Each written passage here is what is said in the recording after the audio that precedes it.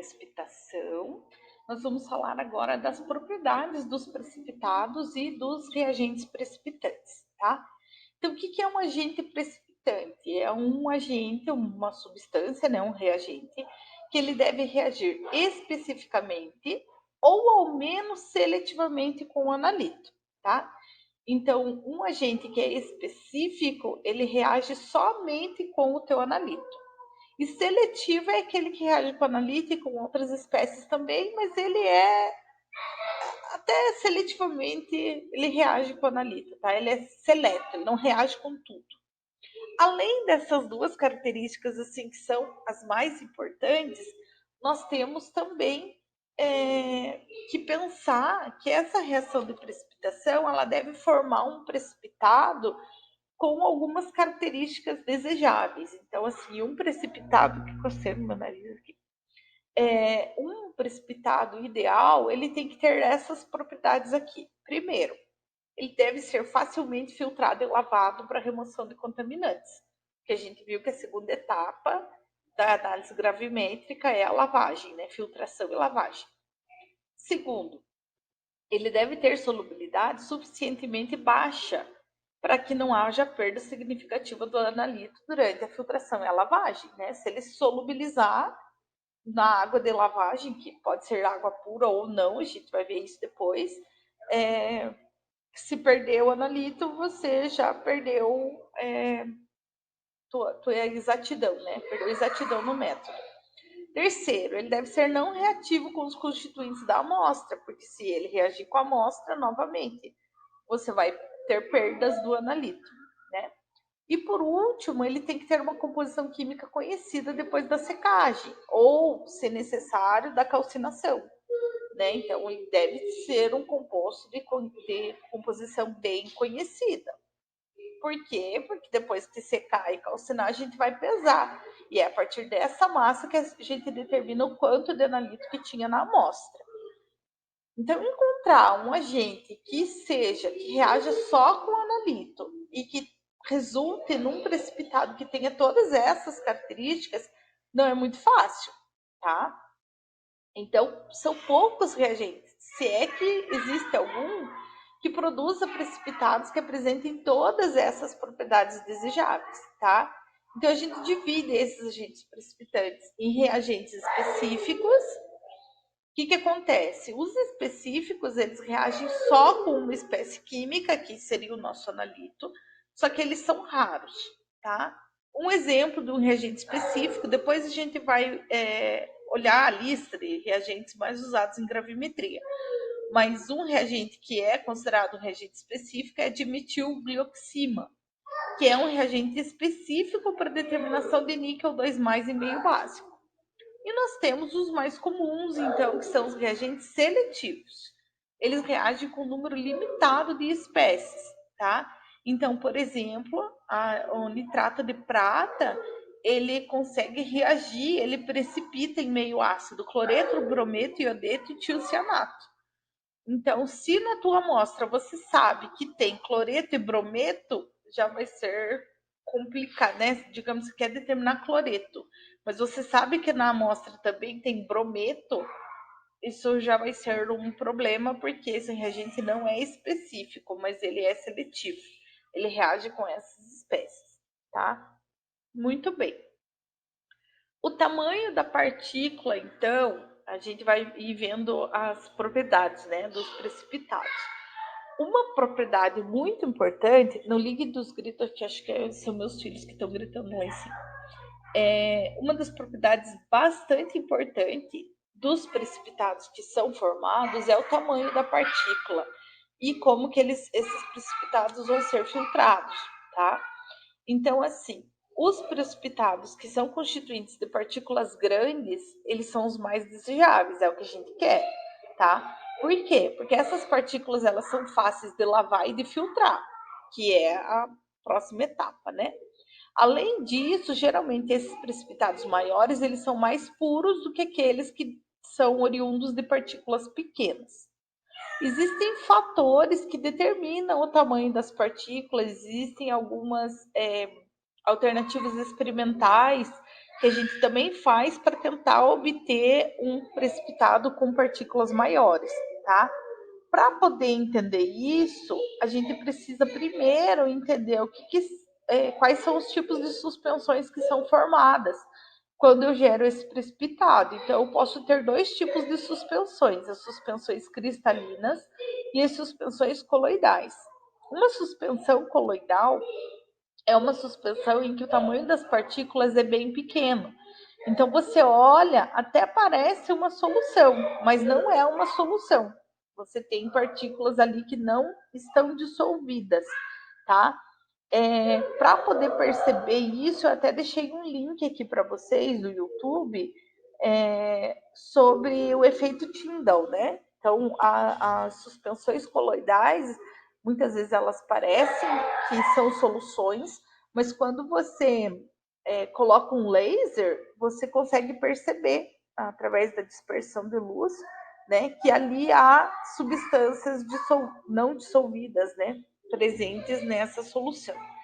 Então, assim, a suspensão coloidal, ela consiste num problema na gravimetria, porque as partículas são muito pequenas e mais difíceis de filtrar. Daqui a pouco a gente vai ver os dois tipos de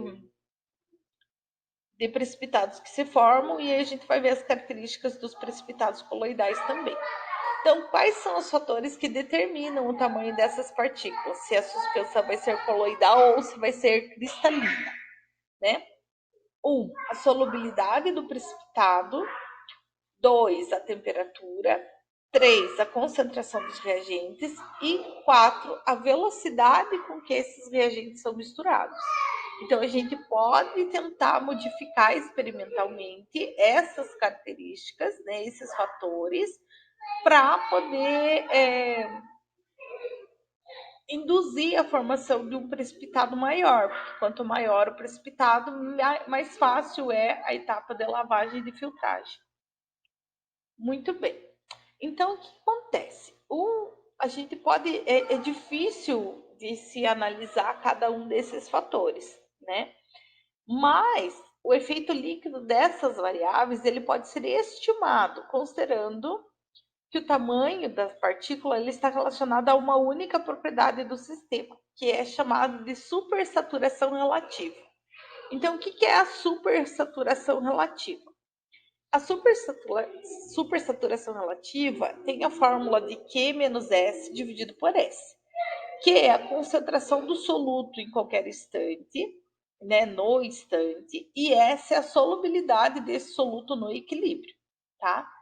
Então, essa supersaturação relativa ela está inversamente relacionada com o tamanho das partículas. Ou seja, quanto maior for a supersaturação relativa, menor é o tamanho da partícula formada, do meu precipitado formado, tá? Então, quando Q menos S sobre S é grande, o precipitado tende a ser coloidal, ou seja, o tamanho das partículas é menor. Quando Q menos S sobre S é pequeno, é mais provável que eu forme, então, um sólido cristalino, tá? Então, essa é a supersaturação relativa. Para poder entender como que a gente manipula para minimizar essa supersaturação, porque se eu diminuo a supersaturação, eu aumento o tamanho da minha partícula, já que elas são inversamente proporcionais, eu preciso entender como que o precipitado é formado, sobre qual mecanismo, tá? Então, os precipitados, eles são formados através de dois mecanismos. O primeiro, que se chama nucleação, e o segundo, que é o crescimento da partícula, tá? Então, o tamanho da partícula vai depender do quê? Depende de qual dos mecanismos predomina, a nucleação ou o crescimento da partícula, tá? Qual que é a diferença entre eles, então? A nucleação, ela é um processo que envolve um pequeno número de partículas, tá? Número de átomos, íons ou moléculas, que vão se juntar para formar um sólido estável. Então, é aquela primeira formação, tá? A primeira junção de íons, moléculas ou átomos. Gente, esse número é mínimo, assim, o livro chega a trazer assim, 4 ou 5, tá? Isso é a nucleação. Então, começou a nucleação, o que vai acontecer? A precipitação posterior, né, ela vai envolver a competição entre a nucleação adicional, ou seja, se vai continuar havendo mais nucleação, outras 4 ou 5 moléculas se juntando para formar um pequeno precipitado, ou o crescimento dos núcleos que já existiram, né? Então, houve a primeira nucleação, em vez das outras moléculas formarem um novo núcleo, elas vão crescendo naquele núcleo existente. Isso é crescimento da partícula, tá? Se a nucleação vai predominar, se ela predomina, o que a gente tem? A gente tem um precipitado que tem um grande número de moléculas, na verdade, um grande número de pequenas partículas, né? Tem um grande número. E se o crescimento que predomina, nós vamos ter um número pequeno de partículas, mas de partículas maiores, partículas grandes. Então, o que a gente quer é que o mecanismo de crescimento da partícula predomine, para que o meu precipitado tenha forma maior. É isso que faz com que o precipitado fique maior, tá? Pensando no mecanismo de formação do precipitado. E a gente já viu que a supersaturação relativa ela é inversamente relacionada com o tamanho desse meu precipitado. Então, existem algumas variáveis experimentais que minimizam essa supersaturação. E se minimiza a supersaturação, aumenta o tamanho do meu precipitado. Então, quais são as condições? Primeiro, temperaturas elevadas. Por quê? As temperaturas elevadas, todo mundo sabe, né? Quando eu aumento a temperatura, eu aumento a solubilidade. Se eu aumento a solubilidade, vejam que a solubilidade está aqui e aqui, né? Se eu aumentar o valor da solubilidade, eu vou diminuir a supersaturação relativa, tá? O que mais que eu consigo minimizar a supersaturação? Se eu utilizo soluções diluídas. Se eu utilizo soluções diluídas, o Q, que é a concentração do meu analito no instante, também diminui. E aí a supersaturação relativa diminui também. E uma terceira forma experimental para poder controlar esse tamanho é a adição lenta desse agente precipitante. E além de ser lenta, que ela aconteça sob agitação.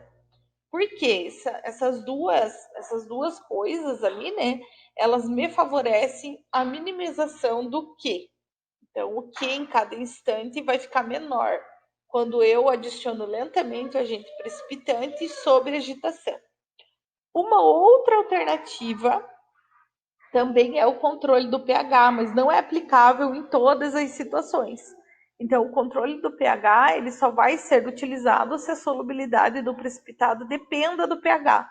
Por exemplo, o exemplo que eu citei para vocês da determinação do cálcio, eu precisava adicionar amônia para que o pH da mistura ficasse próximo da neutralidade, porque era só aí que o íon oxalato ia conseguir precipitar o cálcio, né? Então, esse é um exemplo que o controle do pH é importante, tá? Então, essas são as quatro, na verdade, soluções, assim, que a gente encontra experimentalmente para poder diminuir a supersaturação relativa e para poder aumentar o tamanho das partículas do precipitado e assim facilitar as etapas posteriores de filtração e de lavagem, tá? Muito bem. Acontece que muitos precipitados eles não podem ser formados como cristais nas condições normais do laboratório, mesmo tendo todos esses cuidados, tá? Então, alguns precipitados que possuem solubilidades muito baixas, como é, por exemplo, sulfetos e óxidos hidratados, eles vão ser coloidais, por mais que a gente tenha todos aqueles cuidados de adicionar o agente precipitante de forma lenta, sobre agitação, aumentar a temperatura. Tudo aquilo ainda assim não é suficiente e eu acabo formando precipitados coloidais. Então eu posso ter precipitados que são formados por cristais cristais grandes, que são os mais desejados, e eu vou ter precipitados também coloidais. Então, no próximo vídeo, a gente vai falar sobre precipitados coloidais e quais são as formas de tentar minimizar os problemas que envolvem a formação de um precipitado coloidal.